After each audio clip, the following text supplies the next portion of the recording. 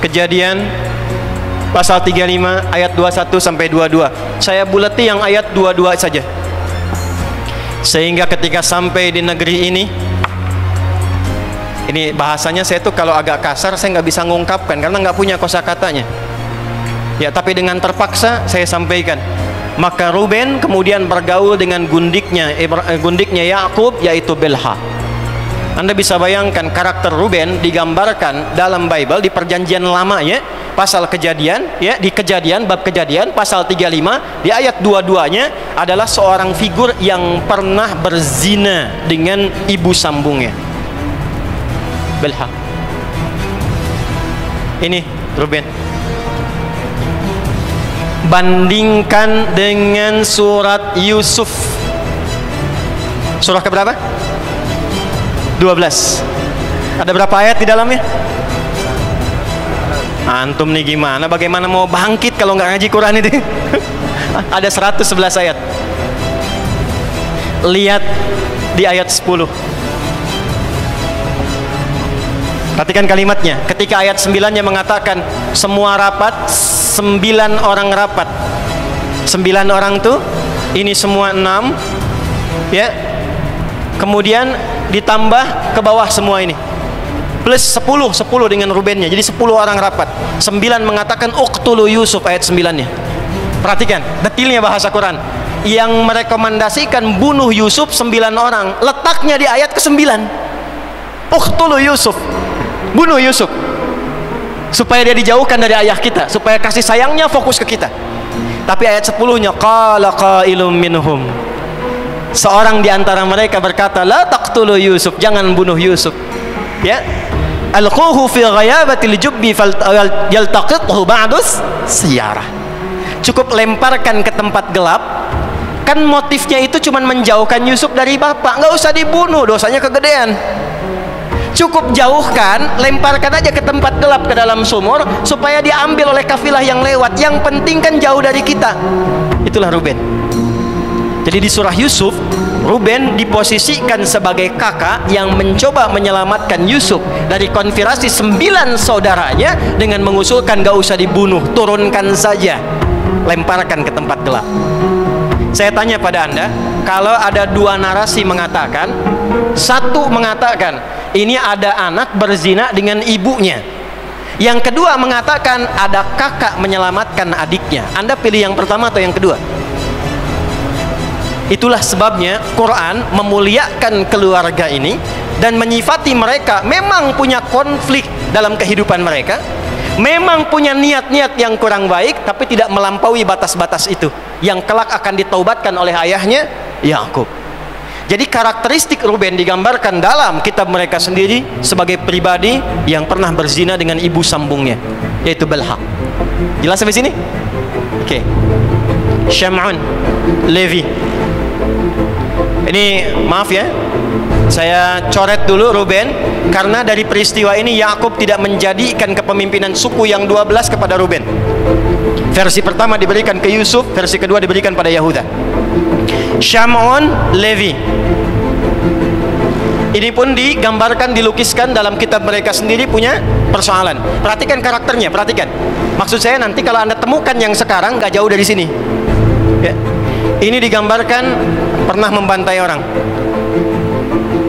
Saudarinya Dian itu pernah akan diganggu oleh satu kelompok dari suku Khidim ya, sampai akan diperkosa, mohon maaf, akan digauli. Maka dicarilah orang-orang ini, disampaikan oleh Syam'un dan Levi ini bahwa ada syariat dari kakek moyang kita yang berupa syariat sunat. Nah, jadi sunat itu sudah ada di kitab mereka, ada syariat sunat ya. Maka dimintakan ada perintah untuk sunat, maka disunatlah mereka semua. Kan belum ada yang seperti sekarang ya, begitu disunat langsung bisa berenang gitu kan ya. Dulu pakai kapak kan, sakitnya masih terasa. Begitu masih merasakan sakit dalam sunatnya, maka dibantailah semua orang mereka itu, suku Khidim itu, sampai meninggal semua. Itu disebutkan dalam kitab mereka ya. Saya tidak sebutkan dulu ya referensinya supaya agak cepat saya tunjukkan itu saja. Jadi ini punya masalah, ini punya masalah. Sebagai hukuman nanti dicoret dari peluang mendapatkan pimpinan di suku, tapi khusus untuk Levi diminta menjadi pelayan dalam hal bab imamat. Makanya nanti bab keimaman turunnya pada generasi Levi yang menurunkan Musa alaihissalam. Musa tuh keturunan dari Levi. Yahuda. Saya agak berat membahas ini karena ini yang paling kontroversial. Yahuda ini disifati sebagai bagian yang terkuat, tapi di kitab mereka sendiri disebutkan orang yang paling urahkan. Jadi dari Yahuda ini nanti turun Daud alaihissalam, Sulaiman alaihissalam, termasuk Isa alaihissalam. Tapi menariknya justru dalam Bible disebutkan, Matius ayat yang pertama sampai 11, perbandingan Lukas pasal 3 ayat 23 sampai 28. Cek aja kalau nggak percaya, saya sudah hafalkan. Perhatikan baik-baik. Maaf ya, dengan kalimat ini teman-teman, saya hanya menurunkan apa yang ada di kitabnya ya. Jadi jangan marah ya. Ini hanya menurunkan saja sebagai informasi. Nanti bandingkan dengan Al-Quran bagaimana membawa narasinya. Yahuda itu disifati sekalipun kuat, tapi sifatnya urakan, bahkan senang cari perempuan. Sampai satu saat dia datang ke rumah bordir. Ini di kitabnya sendiri diceritakan. Dia datang ke rumah bordir dan ternyata di situ ditemukan satu sosok bernama Tamar. Siapa Tamar ini? Tamar ini menantunya yang menikah dengan turunan anak laki-lakinya. Tamar dilukiskan dalam kitab ini. Tamar itu menjual dirinya ke tempat bordir, ke rumah bordir, dan dia tidak tahu ternyata pelayan yang datang itu adalah bapak mertuanya. Jadi Anda gambarkan bapak mertua Yahuda itu berzina dengan Tamar, nanti dari situ melahirkan keturunan. Tamar punya 2 orang anak, yang pertama Peres, yang kedua Zirah. Saya sebut dengan namanya sekalian. Ini yang paling saya tidak bisa terima, saya pribadi ya. Tapi terlepas dari gambaran ini, dari Peres inilah melahirkan siapa?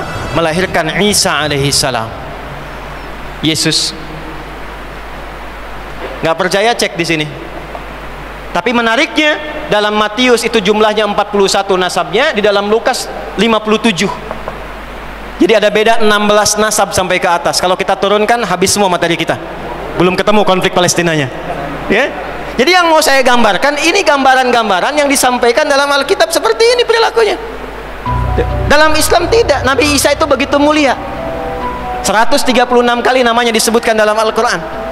Disebutkan dengan sifat yang sangat mulia, lahir dari ibu yang mulia. Makanya Maryam itu dibela oleh Al-Quran, disebutkan sebagai perempuan yang suci. Ya, betul, perempuan yang suci. Wa Maryam ibnata Imran, Maryam anak perempuannya Imran. Nasabnya disebutkan untuk menunjukkan. Jadi kalau di Quran itu, di ilmu tafsir, kalau disebutkan namanya plus bin atau bintinya, maka kejadian itu hanya akan menimpa pada sosok itu dan tidak akan berulang sampai kapanpun. Tapi kalau namanya tidak disebutkan detailnya atau hanya inisialnya, ini menunjukkan perilakunya akan terjadi lagi di masa depan dengan sosok yang berbeda, tapi substansinya sama. Wa Maryam ibnata Imran, Maryam anak perempuannya Imran. Maryamnya disebutkan, bapaknya disebutkan. Untuk menunjuk apa? Yang mengandung dan melahirkan, tapi tidak pernah disentuh laki-laki manapun. Walam yamsasni bashar, kata Maryam, nggak pernah disentuh laki-laki manapun. Maaf ya, maaf, bukan mengandung dan melahirkan tanpa bapak, bukan. Kalau yang begitu banyak, ya, nggak tahu di Surabaya ya. Ya, jadi kalau Maryam ya binti macam-macam, mengandung melahirkan tanpa bapak itu banyak. Tapi mengandung dan melahirkan tanpa disentuh laki-laki manapun cuman Maryam binti Imran, dan melahirkan anaknya Isa bin Maryam. Di dalam Quran Isa ditempatkan terhormat, Yesus tempatnya terhormat di Quran, tapi tidak melampaui statusnya sebagai nabi dan rasul. Jelas?